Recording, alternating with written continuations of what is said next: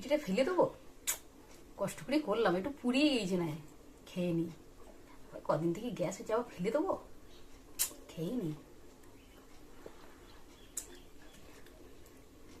ভালোই আছে খেতে, আমার আবার জিনিস ফেলতে মায়া লাগে, কত কষ্ট করে। পিঠিগুলো না একটু পুড়িয়ে গেছে, খেয়েই নি।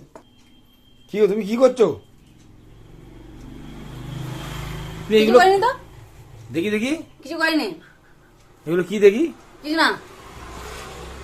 তুমি এগুলো কেন খাচ্ছ? তোমার পেটের সমস্যা হচ্ছে দুদিন থেকে, এগুলো কেন খাচ্ছ? এগুলো ফেলে দাও। পিঠিটা আমি কষ্ট করে বানিয়েছি তো।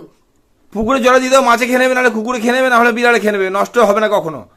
ফেলে দিলে পোকা মাকড়ে খাবে, পিঁপড়ে খাবে, মশা মাছিতে খাবে, কেউ না কেউ খাবে, কোনো না কোনো জীবের পেটে এটা যাবে। তোমার খেয়ে শরীর খারাপ বাড়ানোর কিছু নেই তো।